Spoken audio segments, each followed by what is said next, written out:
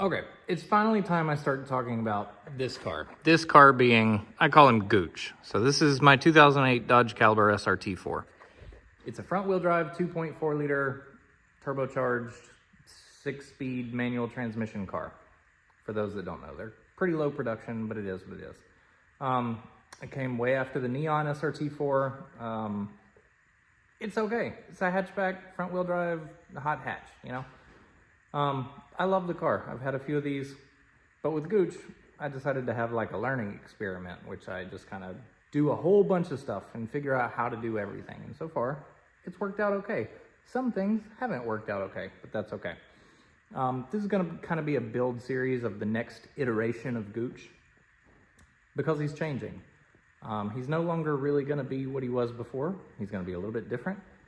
And it's been a few years since I've worked on him. I had to get the garage built. It took a lot longer than I thought with COVID and the prices going crazy. But as you can see, the garage is finally here. It's time to start working on Gooch again. Some of the changes that we're making, I'm tearing the entire thing apart. I'm already in the process of taking everything off of this car. I've always wanted to build something from scratch. I call it from scratch. It's starting with, you know, a blank slate, basically. The cage is already there. So I've got a great starting point. It's a safe car. There's a couple things I want to change to the body and how it's set up just for how it moves forward and how it evolves. And it would just be easier if the entire thing was apart. So I'm taking it apart again. Another big change, of course, a couple of videos back, a few years ago actually, I did an all-wheel drive conversion, completed it, kind of proof of theory, make sure it would work. And I wanted to do that before, you know, I got it in the garage, tore it all apart, and it turns out it won't work. So we proved it would work, not a big deal. Everything worked like it should. Now it's time to tear it all apart and build everything. And that's what this video is going to start showing you. So, of course, the first big change we're making is right over here. So on the right side, we have a Dodge Caliber engine. When it comes to Dodge Calibers and building the SRT4s, you've got two options. You've got the SRT block, and you've got the base model 2.4 block. I always use the SRT block in here, but I put in aftermarket sleeves, kind of like those right there, those Darton sleeves, which is something, it's something you can do. If you're gonna be filling, because you can see it's an open deck, if you're gonna be filling it with epoxy, you can start with a naturally aspirated 2.4 liter Caliber block. These come in a bunch of different cars. They're all over the junkyards. You can get them relatively cheap to start with, to build. If you're going to be doing aftermarket sleeves, you can do one of these, or you can do the SRT block. They're the same. The big difference is right here in the center of the sleeves. In the SRT, there's a tiny little slit, kind of like you see right there. It's that small little slit. And the theory goes, I can't confirm or deny, but the theory goes the NA block is stronger because that slit is gone. I don't know. I do aftermarket sleeves either way, so it really doesn't matter to me. But if you're going to epoxy fill it, a lot of people say to go with the NA block just so you have more sleeve reinforcement, I guess. But that's what we're looking at. This was kind of what we took out. Of course, this is not my exact engine, but this is what we took out. This is what we're moving to. This is a 4B11 out of an Evo X, okay? You have the 4B12, which is the 2.4 liter. You have the 4B11, which is the 2.0 liter that Mitsubishi used in the Evo X. Not a lot of differences between the two. In the video that I posted before, you can see the bell housing bolts are the same. That's the reason you can put an Evo X transmission onto the Caliber block, no issues. Well, I say no issues. In that video, I did talk about the main difference here. The main difference on the back. Now, if you notice, I have the ladder frames under both of these blocks.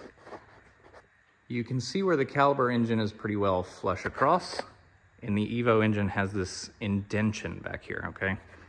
That indention is for the transfer case. It sits so close to the engine block because of the size of it with all the clutches in here.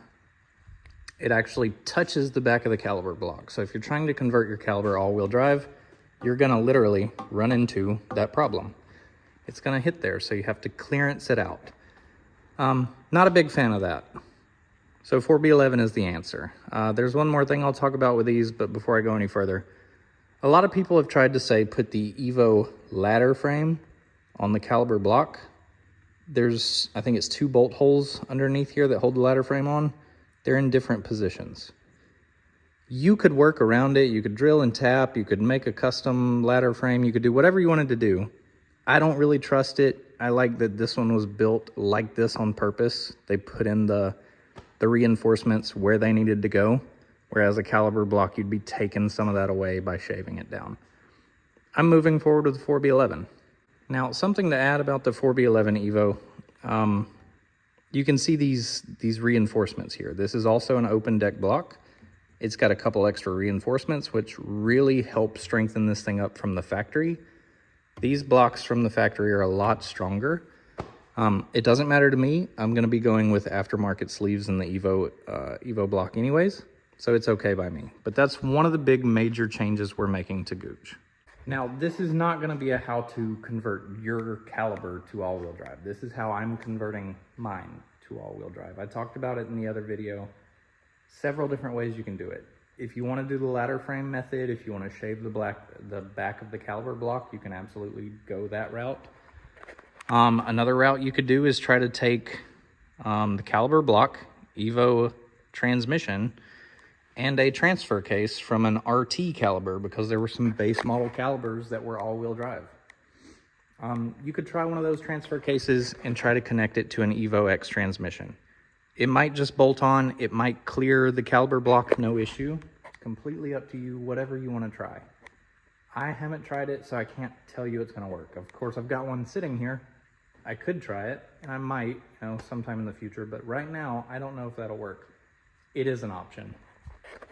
The Evo transfer case is a lot bigger than the caliber transfer case, but either way, it might give you enough room to get away with running the caliber block. This is actually the block out of an all-wheel drive caliber, and that is the transfer case out of an all-wheel drive caliber. So obviously they're made to go together. It just depends on where the transmission puts that transfer case. If you want to try it, go for it. I'm not really interested in that route. I'm going to use the Evo X transfer case. So the next thing I'm doing today is tearing Gooch apart a little bit more. What a mess. I can take the fenders off. I can take the K-frame, the steering rack out of this thing, take all this stuff out. I actually have a tubular subframe that I'm putting in here from Real Tune Performance. I've got a tubular subframe that I'm putting under the back of the car to hold the rear diff in place. A lot of this is getting replaced anyways, so this is going to be coming out. I've actually never removed the K-frame out of this car, which is strange. Just a note, it'll be my first time removing it, but it's coming out. Fenders coming off. This right here, the wiper cowl, I think is what they call this. I'm pretty sure I am removing this from my car. I haven't had wipers in a long time. I don't drive Gooch in the rain. Maybe I will moving forward, but before I had no reason to drive it in the rain. But I'm cutting this out, mainly to get more room. There's gonna be a gap back here when I close my hood because the hood leaves all this accessible, but that'll be open to the weather. I don't know what I'm gonna do. It's just an idea. I want it gone. It'll give me more room to get back to the turbo and do a couple other things, but I'm probably gonna cut that out of there. The cage is solid. It's already there, so we've got a good base to start with. Obviously the dash and the wiring harness and everything is out of it. Moving forward, Gooch will be going to I'm pretty sure I'm set on a Haltech standalone ECU right now to run with the 4B11 and the rest of the stuff. As far as the lights and everything, I'm actually going to wire all that myself and try to get it hooked up myself. It's another one of those, I don't know enough about it, so I need to do it to learn about it. I'm going to make a lot of mistakes. There's probably going to be a fire. It won't be the first fire. It won't be the last fire, but I'm going to learn something. And that's what Gooch is anyways. He's just teaching me a whole bunch about stuff. Looking at the back of the car back here. Obviously, when you put the drive shaft through the middle of the car, the factory gas tank has to leave. You could probably get away with doing a all-wheel drive caliber gas tank. I'm going to be doing a fuel cell, just its own standalone fuel system. So I don't really know what route I'm running yet. I just know that's the route I'm going. And I'm not going to do it until I get the drivetrain back in the car, so I know what kind of room I have to work with. But it is a change. Another thing is going to be the brakes. I am changing up the brakes. I don't really know what route I'm going there yet either. I'm kind of making up all this on the fly. I also had electric power steering, courtesy of a Volvo power steering pump. I think I'm going to keep that. I kind of like that. Plus, I don't have to run the power steering pump up front, hooked up to the engine. One less thing to worry about. I'm okay with that. So today, I'm just going to start stripping this thing back down and see what I can do.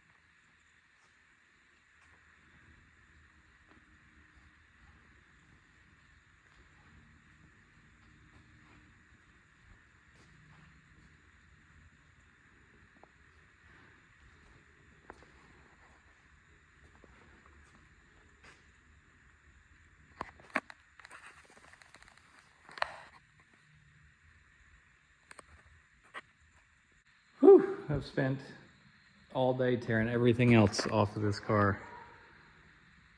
And there is a completely, sorry about my dog, she's chasing a laser up top. There's a completely stripped down Dodge Caliber shell. And that's what we're gonna start with. Now, another reason I stripped it completely down like this, it's not really to paint it. I don't care about what it looks like, but there's a couple things that I need to fix in the body. I might end up redoing the Lexan. You can kind of see the sunroof is a little bit wavy. It's still completely sealed. It's watertight. It's just a little funky. These windows right here, they're Lexan windows too. I might end up redoing them. Couple different things. I might keep the gas cap cover because the fuel cell will be, I'm thinking under the rear here, somewhere behind the rear diff. I still want to utilize the factory fuel filler cap. So I might end up doing that. And then I might do some more metal work in the car. I might move some things around or reshape some things. I'm thinking about doing something with this spare wheel tub here. But that's where Gooch's new life is gonna begin. Just like that. And with that, we'll see you guys in the next video. Thank you for watching, and I look forward to giving you updates on Gooch. So we'll see you next time. Bye.